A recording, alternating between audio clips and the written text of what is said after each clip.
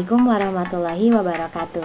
Saya Almutliatul Adijah Rizky Bahari dengan NIM 11920500015 dari Prodi Pendidikan Matematika.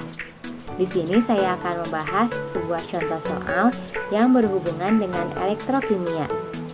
Video ini dibuat untuk memenuhi tugas mata kuliah kimia dasar. Di sini saya memilih dua contoh soal.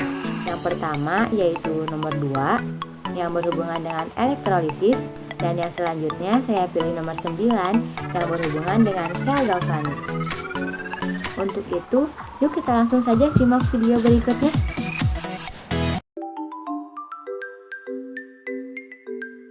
Baiklah, saya akan langsung saja membahas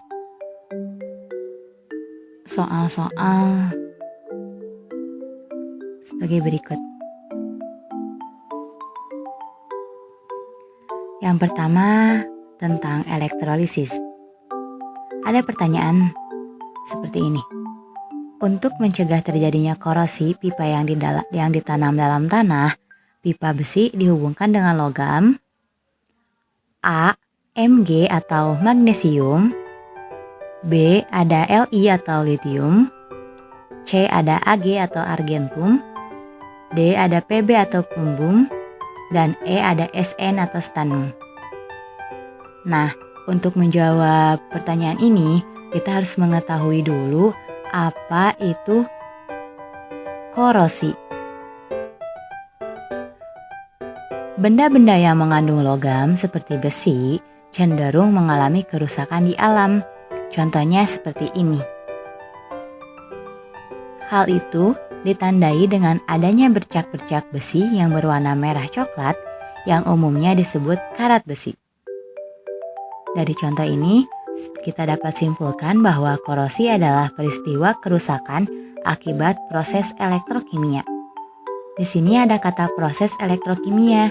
Diingat kembali ya, proses elektrokimia adalah reaksi redoks pada elektroda. Sehingga ada istilah KRAO. Apa itu KRAO? KRAO yaitu katoda reduksi atau tangkap elektron, dan AO-nya yaitu anoda reduksi atau lepas elektron. Nah, selanjutnya kita harus mengetahui dulu faktor penyebab korosi sebelum mengetahui gimana cara pencegahannya. Apa aja sih faktor penyebab korosi itu? Faktor penyebab korosi yang pertama, konsentrasi H2O dan O2. Dalam kondisi kelembaban yang lebih tinggi, besi akan lebih cepat berkarat. Selain itu, dalam air yang kadar oksigen terlarutnya lebih tinggi, perkaratan juga akan lebih cepat.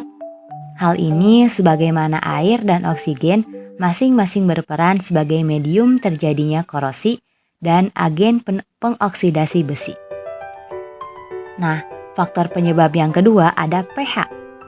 Pada suasana yang lebih asam atau pH lebih kecil dari 7, reaksi korosi besi akan lebih cepat, sebagaimana reaksi reduksi oksigen dalam suasana asam. Lebih spontan yang ditandai dengan potensial reduksinya lebih besar dibanding dalam suasana netral ataupun basa. Yang ketiga ada keberadaan elektrolit. Keberadaan elektrolit seperti garam atau NaCl pada medium korosi akan mempercepat terjadinya korosi, sebagaimana ion-ion elektrolit membantu menghantarkan elektron-elektron bebas yang terlepas dari reaksi oksidasi di daerah anode atau anoda kepada reaksi reduksi pada daerah katode atau katoda. Yang berikutnya ada suhu. Semakin tinggi suhu, semakin cepat korosi terjadi. Hal ini sebagaimana dalam laju reaksi kimia, meningkat seiring bertambahnya suhu. Dan faktor yang kelima atau yang terakhir ada galvanic coupling.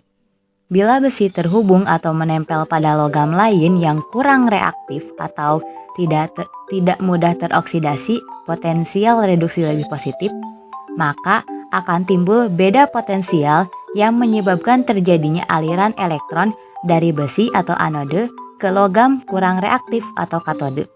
Hal ini menyebabkan besi akan lebih cepat mengalami korosi dibandingkan tanpa keberadaan logam kurang reaktif. Efek ini disebut juga dengan efek galvanic coupling, seperti di judulnya ya. Nah, selanjutnya, terakhir kita bisa tahu nih cara mencegah korosi pada besi. Dengan bagaimana?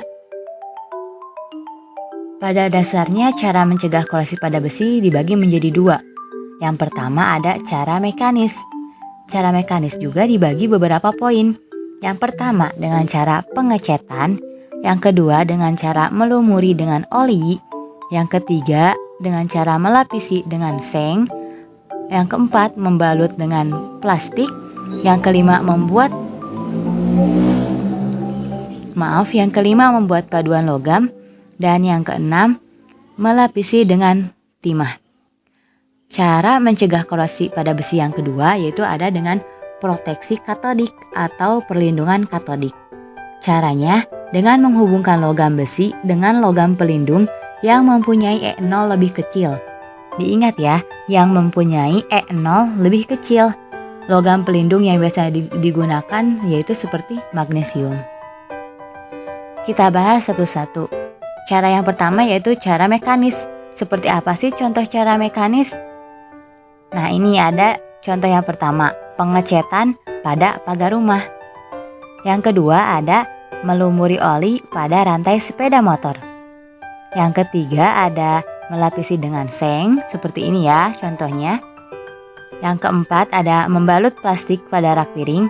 Biasanya selain pada rak piring, pada benda-benda atau alat-alat dapur sering dibalut plastik agar mencegah perkaratan. Yang berikutnya ada membuat paduan logam, dan yang terakhir ada melapisi dengan timah. Selanjutnya ada contoh cara proteksi katodik atau pelindungan katodik. Cara ini biasanya digunakan dengan cara mengorbankan logam lain yang mudah teroksidasi sehingga besi selamat dari proses oksidasi. Seperti yang sebelumnya dikatakan, caranya dengan menghubungkan logam besi dengan logam pelindung yang mempunyai E0 lebih kecil. Dan logam yang biasa menjadikan pelindung yaitu logam magnesium. Contohnya seperti apa? Contohnya seperti pipa-pipa besi di bawah tanah. Sehingga nanti akan muncul tampilannya seperti ini gambarnya ya. Nah, dari sini kita bisa menjawab nih pertanyaan yang tadi, yang tentang elektrolisis.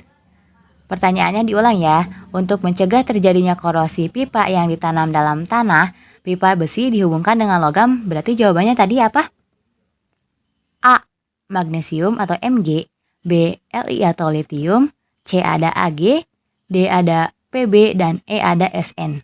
Ternyata jawabannya yaitu A. Mg atau magnesium. Baiklah, kita lanjut ke pembahasan yang kedua, yaitu tentang sel galvanik. Pertanyaannya adalah, arus listrik 10 ampere dialirkan ke dalam larutan AgNO3 selama 965 detik. Massa perak yang dihasilkan pada katoda adalah, diketahui AR Ag yaitu 108 dan 1 Faraday yaitu 96.500 C/mol. Ini sudah ketetapannya ya. Di sini pilihannya ada A 2,7 gram, B 5,4 gram, C 10,8 gram, D 27 gram, dan E 54 gram. Kita langsung saja ke penyelesaiannya ya. Yang pertama diketahui. Tadi di soal diketahui ada arus listrik atau kita sebut I, yaitu 10 ampere. Selanjutnya diketahui juga waktunya atau T, yaitu 965 second atau 965 detik.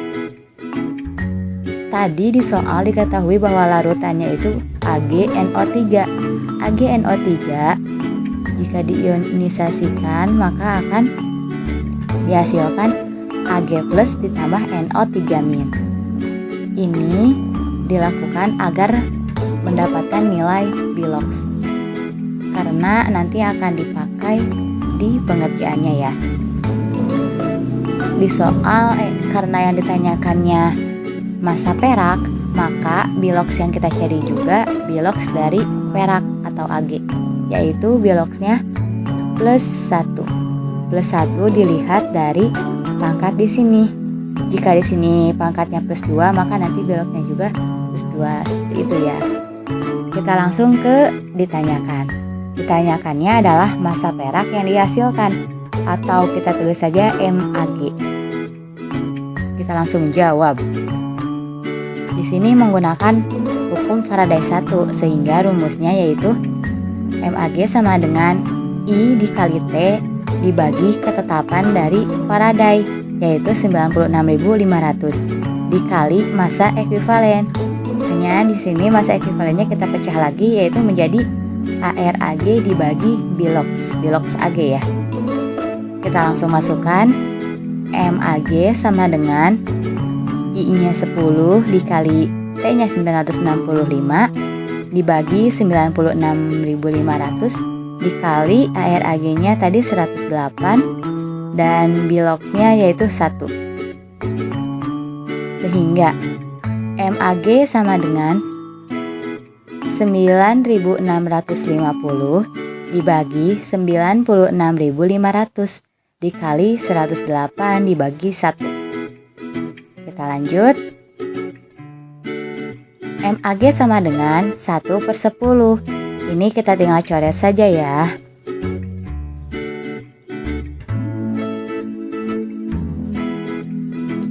Ini kita coret.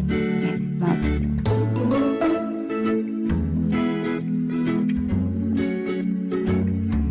Ini kita coret. Ini juga kita coret. Nah, sehingga tersisa yaitu 0 ini ya. Jadi sehingga hasilnya 1/10 dikali 108. Mag sama dengan 10,8 gram.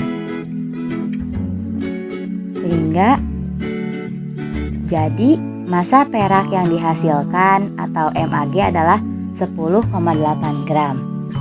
Kita dapat menjawab pertanyaan yang tadi. Pertanyaannya kita ulang lagi ya. Arus listrik 10 ampere dialirkan ke dalam larutan AgNO3 selama 965 detik. Massa perak yang dihasilkan pada katoda adalah A 2,7 gram, B 5,4 gram, C 10,8 gram, D 27 gram, dan E 54 gram. Tadi sudah ada jawabannya, yaitu bahwa massa perak yang dihasilkan pada katoda adalah 10,8 gram. Jadi opsi C yang benar. Baiklah, mungkin sekian yang dapat saya sampaikan. Mohon maaf bila terdapat banyak kesalahan dan kekeliruan, karena kita sama-sama masih belajar. Semoga bermanfaat. Wassalamualaikum warahmatullahi wabarakatuh.